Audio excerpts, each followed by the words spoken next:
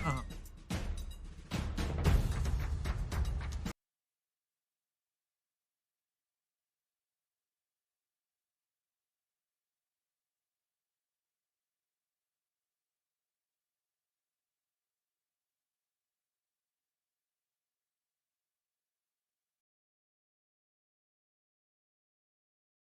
and what you liked about him, and now, is there allowed to be like contact with him? Can he get a playbook, that kind of thing? no, there's no contact with him. I feel like the mics are so far away. Do you feel that way? It's because of the light. I know. It's 'cause of the light. There's no contact with him after he signs. He's suspended. He reverts to the reserve suspension list right away. Obviously, coach was with him in Indy. We did work on him coming out of the draft. Saw his pro tape. He's a talented guy, and obviously he made a mistake, and he's apologized for that mistake. We believe in second chances, and now it's on him, and so he'll come in next year, be ready to go for the offseason program and training camp. I think he's got to apply for reinstatement, so I'm not taking that for granted. But didn't make the team. Why the decision to move on from him, and what's the plan now at that spot? Well, a lot of these guys that we brought, that we cut today, we're interested in bringing back. We have a practice squad. We've talked about the roster being 69 guys as opposed to 53 and having flexibility in those spots. And I think when you look at Sip, obviously the season didn't end for us the way that we wanted to, and he would say the same thing, but also have confidence in his abilities. And so we'll just see what happens here in the next 24 hours with him and a bunch of these other guys. And try to bring some of these guys back and give them a chance to continue to competing for spots. And, we got the activations there on the practice squad as well for other guys too. So. What made you like Albert Okrevenong for trade for? I think first thing you talk about Albert, you talk about the physical ability. I mean, he's 6'5", he's almost 260 pounds. He runs a 4.4. He's got a huge wingspan.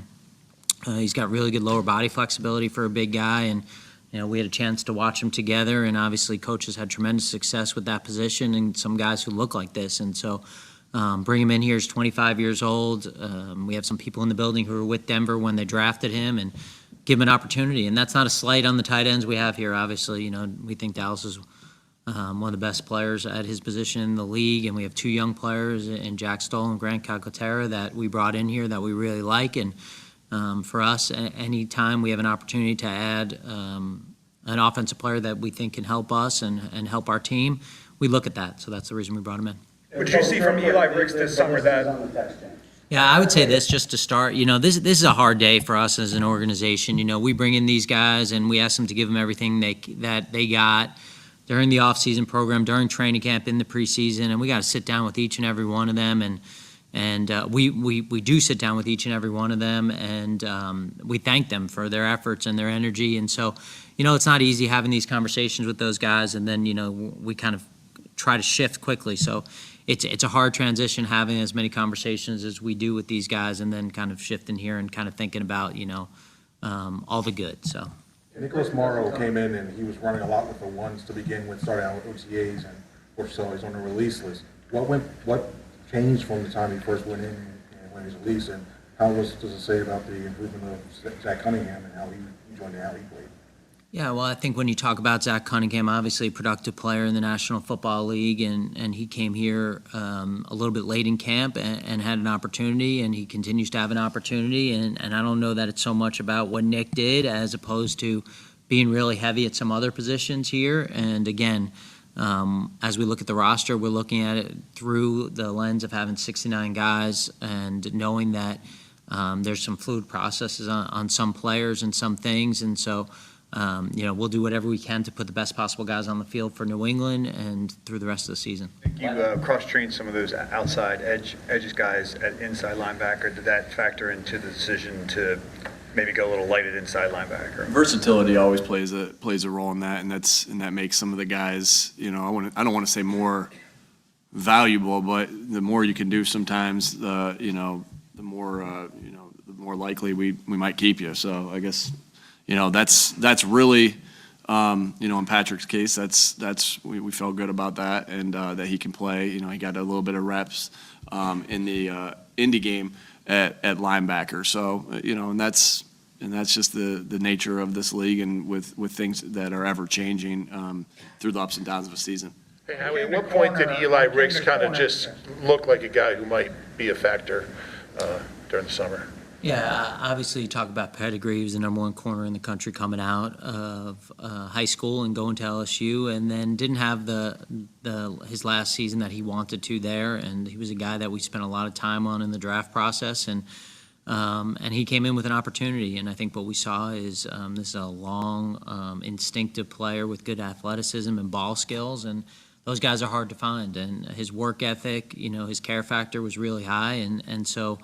That's a great success story for him when he had a lot of adversity here as a guy who really thought he'd be a high pick going into the year. And he came in with the right attitude, and we called him and told him he was on the team. And, at the same time, like we tell all these young players, there's no scholarships in the NFL for any of us. And so you got to keep working, you got to keep improving, and, we'll keep judging. We evaluate every day, and that's what we'll keep doing. When it came to sort of special teams, you guys lost Zach and Sean. Obviously, the injuries, Kayvon was a big part of it. Do you guys feel comfortable in that aspect when you look at somebody like Gardner, who played a lot and played well on special teams in the preseason?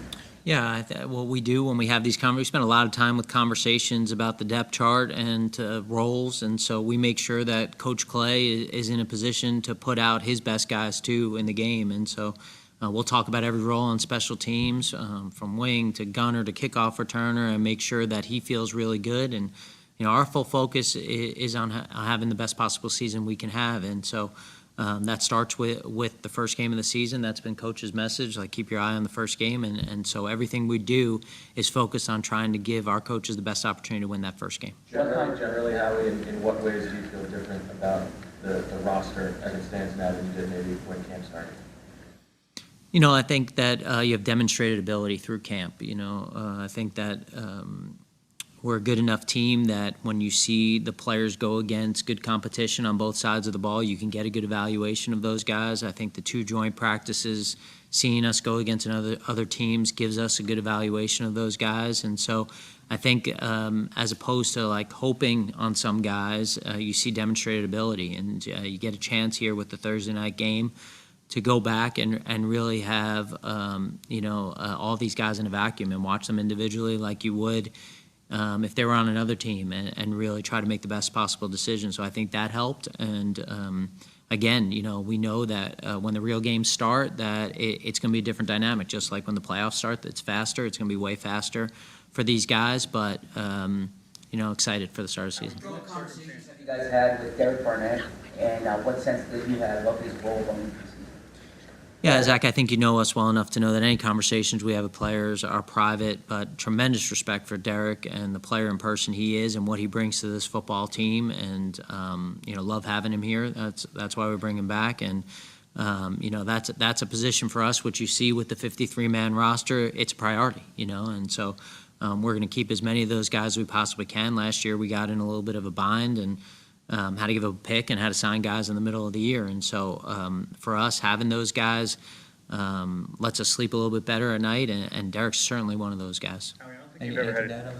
Yeah, I just think he's had a great camp, and so excited that he's a part of this football team. I love his toughness, his edge, and his ability that he brings to this team every day. If I can follow up, Nick, it seems like he was at least hoping to find a role elsewhere where he could play more. Are you concerned at all about his feelings on his role here? No, because we've had discussions with him, and like Howie said, we'll keep those discussions that we have with our players privately. Who will be the punt returner?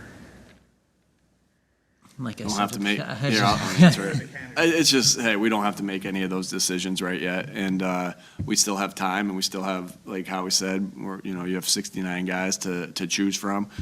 We're not going to pick Jordan Mailata or something like that, but you got a lot of guys to choose from, and guys that have been working that have been working all off season and all training camp catching punts. So we feel good about our options there. Jordan, if you're watching this, we love you. What did you see from Eli Ricks this summer that made you comfortable going deep with young guys?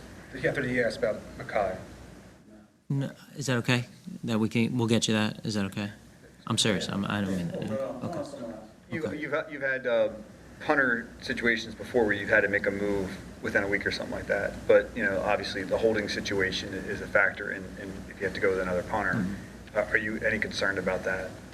No, I think that, anytime we make a decision, we have to go through the worst-case scenario and the options and be prepared for those options. And I think not just a punter, but any of the questions that you answer, we go through the possibilities that it doesn't work out exactly the way that we thought, and we make sure we're all on board with those scenarios. And certainly when we talk about Jake and how good of a player he is, we want him to be in a great spot because he's an important player for this team, and so we'll make sure that's taken care of. Understanding that the practice squad is part of this, but this is as thin as you've been at wide receiver in terms of the 53 in a long time. What's your comfort level with that position, and is that a spot you'll look external before the fact?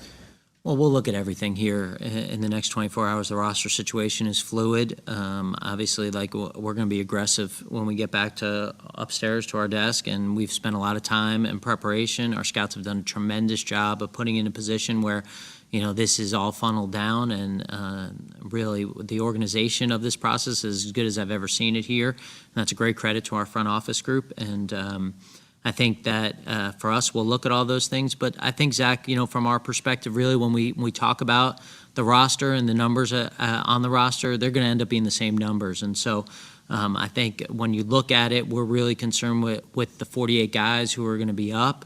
And then the rest of those guys, they're all practicing. They're all going to have a role in practice. And so I don't know that we feel like we're necessarily going to thin there. Obviously we got to get some guys back and see who's available.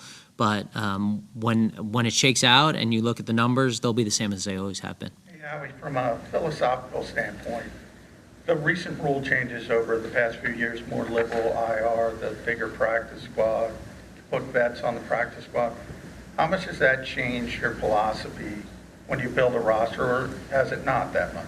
Well, I think we've talked about the larger practice squad gives you flexibility in these situations to really take a big picture look at the roster as opposed to really just focused on the 53. I think what the IR rules do is it gives you opportunities to get guys back, and so it was such a major decision to put guys on IR and losing them for the year, and so it gives you more roster flexibility, which obviously for guys in my spot is a huge deal. But I think that, we're always looking for the flexibility, and both those rules give us increased flexibility. Hey, Howie, you have three young corners who are Questions Rubes ever asked? Wow. undrafted, Job, Ricks, and Goodrich, all undrafted young guys. Mm-hmm. What's kind of the trick at that position to find undrafted guys who can compete for roster spots? Yeah, I don't know that there's a trick. I think it's a great credit to our scouts for bringing those guys to our attention, and I think it's a great credit to those guys for how hard they work, and it's a great credit to our coaching staff for taking the time to develop these guys. And we talk all the time, from the day that those guys come in our building, every day we're talking about developing, and I think that takes everyone in the building to join in on that. But obviously, when they get on the field, the coaches do a great job of taking their skill set and utilizing them and having success. And great credit to our defensive back coaches led by DK. There's more than a handful of guys on this release list that have been contributors to this team over the years, and that have been on the 53 for whatever reason. Was this process for you more difficult than it has been in past years? It was, especially when you go through, some of the success that we've had, but also some of the adversity that we've had together. And I think that's why this is a hard day. Those are hard conversations, and especially when you've done something with a lot of these people that it was special. And so I think this is a harder day than certainly that the two of us have had in the last 3 years. And on one way, it shows that your team's getting better, and which we're proud of. But it's definitely bittersweet to see some of these guys go, and I think some of these guys are going to get picked up before we have an opportunity to bring them back. I know that you don't want to see these guys play regular season games, but how would you compare the way you feel about the draft class at this point to maybe past years after training?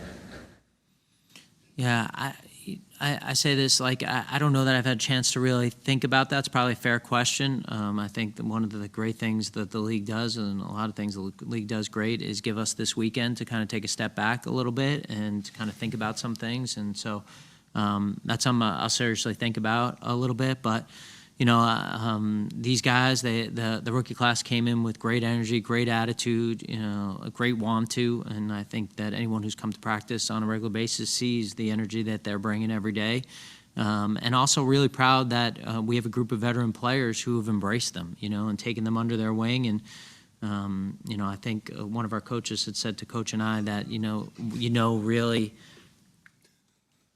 the benefit of having great leadership is leaders who want to help the future of the organization, and we definitely have that with the players on this team. I'm sorry, what made you want to trade for Albert O? I'm still working on the presentation. And the pro scouting thing, what did they say about him from the list? Yeah, again, like just trying to be consistent. We talked a little bit about his traits right when we started this on Albert O, and I think this is a guy that not only has traits, but it's hard not to watch that last preseason game and see what it looks like when it looks right. And you know, I think Coach remarked, like, you know, not a lot of tight ends who have 100-yard receiving games in the preseason, and it was because he has a unique ability to uncover. You know, he's got lower body flexibility, he's got speed, he's got length, he's got all the tools in his body, and again, like that's a start. And now he gets here, and I know that he'll be coached up, and we'll get the most out of him when he gets here. Nick, this is your third one of these. Do you kind of get a feel when you cut down to 53 as far as, all right, we're strong here, we're not strong here, or do you just kind of? Yeah, you know, obviously today you're thinking about the guys that aren't going to be with you anymore, and that's the tough part. But yeah, you always are going through. I mean, we talk about that, you know, all the time. Like we're in constant conversation, you know, staff meetings, conversations with just Howie and I that we're talking about how we feel about where we are here or where we are there. So that's not something that, like, you're working towards this step of where we are right now with 53, but that's something we've been thinking about for the last, you know, month and a half or whatever, really more than that, going back to OTAs. And so, you know, the process is, you know, exhaustive, and it's worn, and we've worn it out to the point where we are right now. So it's not like a aha moment, like, yeah, where we are right now, but because we've been thinking about it for so long. To be fair, after this press conference on the draft, you said, let's go look at your board and let's see what our team looks like and see how we're getting down to 53. Yeah. Long way. Was Justin Evans a pleasant surprise? Yeah, Justin Evans is a guy that our pro staff deserves a lot of credit on. Last year in training camp, he was a guy that we had our eyes on. Obviously, you know, a highly decorated player at Texas A&M who went in the second round of the draft and then had some adversity, you know, through injuries and through COVID. And he was a guy that we were interested in. This thing sucks. Yeah, it's terrible. Yeah. I'm going to have like a blue light head. How's my face look, Bob? So, thank you. So, you know, we had watched him last year in preseason and felt fortunate that we were able to trade for the safety we were able to trade for last year, but he was definitely on our radar, and then we kept watching him, and so we know that this is a guy who's got really good physical tools. I think we like having him on the team. He loves football. He's got great energy about him, and you know, we're excited to see what he's going to do in an Eagles uniform. And Nick, it's not necessarily a roster question, but Nolan Smith has been missing 5 practices and the preseason game. Any concern about him being ready for the season opener? We'll see. He's getting ready. He's working hard every day to rehab himself and get himself ready to go. And if he's ready to go, we'll play him. If he's not, then we won't. But we feel good that he's. I was going to do that. We feel good that he's on the right path, but we'll see. I don't want to set any unrealistic expectations for him. All right. Thanks. I'm super